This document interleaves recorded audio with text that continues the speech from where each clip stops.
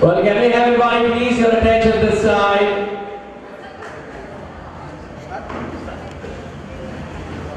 1876, Holy Kalina. An East Indian village, now known as Kalina, earlier known as Kalina, lay on the eastern side of a forested hillock called the Rai. The word Holy Kalina means the homes of jackals, foxes, and wolves, which at one time roamed these areas in large numbers freely. The village was divided into sections like Hat Pakani, Matan Pakani, Cordelia Wadi, Desachi Pakani, Ranwar Pakani, and other villages of Kulawi across the southeast. An old parish church, Our Lady of Egypt, originally known as Nosar Ben Haurati Egypto, sat beside a large freshwater lake, which was used by the villagers for washing clothes. The Church of Our Lady of Egypt was built in the year 1606.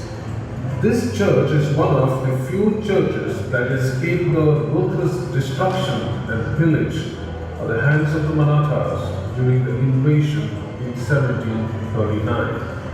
It seems ironical that while the British were in occupation of Bombay, the medium of instruction should have been Portuguese. This is explained by the fact that the parish priest of the church in Salcedo, which included Holy Kalina, were appointed by the Archbishop of Goa. The Goan parish priest knew only Konkani and Portuguese. While the inhabitants of Holy Kalina spoke Marathi, education must surely have been a slow and painful process. One of the oldest institutions, St.Mary School, has its origin far back as 1876 and was known as the Little Portuguese School. The Father Custodio Fernandez was the vicar. The school came into prominence around the year 1912. The number of students increased from 130 to 180, and a temporary structure was built in 1914 to accommodate growing numbers. It was only by the end of the first quarter of the 20th century that a full-fledged primary school was established with an independent school building. Kalina will always be indebted to Father Philip Xavier St. Menezes for this priceless heritage. By this time, the medium of instruction has changed to English. The only problem was the villagers were not willing to pay fees, and the diocese of Tamil and Bombay Catholic Welfare had to render financial help. By now, most well-off families sent their children to schools in Bandra. The children had no transport facilities in those days and would walk the distance daily. In 1936, Archbishop of Bombay took a special interest and, seeing the need for a good building, made a substantial gift of Rs 7,000, and with the efforts of the vicar and his assistant, they managed to get a subscription of Rs 1,100 from the public. The foundation stone was laid by Mr. Katra, the manager of Pula Estate. The new building had 4 well-ventilated rooms and could accommodate 200 pupils.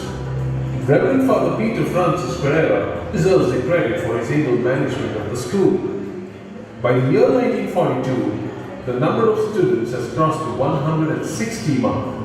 Out of these, over 60 students were girls. By the year 1956, St. Mary's had classes up to the 7th standard with 321 students, out of which more than 135 were girls. St. Mary's had contributed in no small measure to the cause of female education. The principalship during the period 1930 to 1942 was shared by the Ferreira brothers. Father Peter did not believe in sparing the rod and applied it more than liberally. On the other hand, Father Longinus, who succeeded him, was simple, soft-spoken and kind, a gentle giant who rose to become a bishop. Another stalwart of the time was Father Joseph P. De Silva, principal from 1942 to 1950. One name that stands out during this period is that of Father Ozzy Fonseca. For a short period, we had the Sisters of Canosa Convent running the school. That was the first time an element of professionalism was introduced in the management of the school. With classes only up to the 7th standard, students from Kalina had to attend schools outside Kalina to complete their studies up to the metric and SSC. The induction of late Manager Marcus Gonzalez as parish priest and manager of the school in the year 1954 opened a new chapter in the educational history of Kalina. Immediately after taking over, Manager Gonzalez embarked on an ambitious program of construction and expansion. Each year, a higher standard was introduced, and in a short span of 4 years, St. Mary's became a high school with classes up to the SSC, housed in an impressive and imposing building. It was only in 1957 that the school for the first time had a fully qualified principal and headmaster, Father Benjamin Sequeira. It was under the stewardship of Father Benjamin that St. Mary started sending up students for the board examination. Succeeding principals, that is Father George Lowe, Gregory Lowe, Henry Menezes, and Brian Fernandez, each in his own way, took the flag of St. Mary's very high. During this period, the school made rapid progress. The number of students increased by leaps and bounds, the standard of education greatly improved. St. Mary's had reached a position of preeminence in the eastern suburbs, and the rush for admissions to St. Mary's had become a torrent. The need for more space and additional school building had become acute. The real struggle that all the three principals, Father Gregory, Father Henry, and Father Brian, along with dedicated lay people, paved the way. In these circumstances, the appointment of Father John Ramal as parish priest and principal was providential. Within 6 months of his coming to Kalina, Father John commenced construction of the college building. Today we have a magnificent edifice standing proudly on what was once a paddy field behind the church. From humble beginnings, St. Mary's has risen to become the leader in the realm of higher education in the eastern suburbs. St. Mary's is no longer just a school, it is no longer a high school. St. Mary's today is an institution, a diamond encrusted with platinum.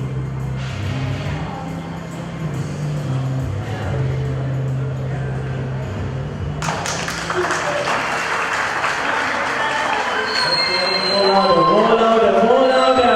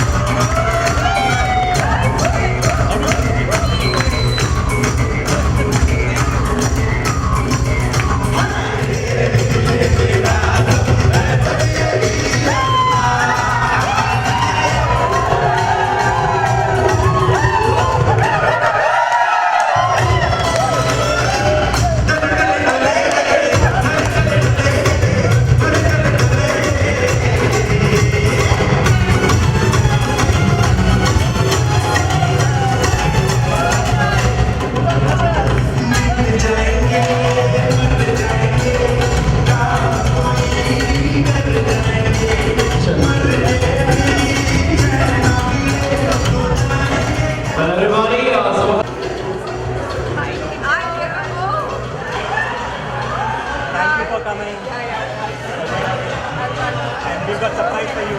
Yeah. Okay. Thanks. Yeah.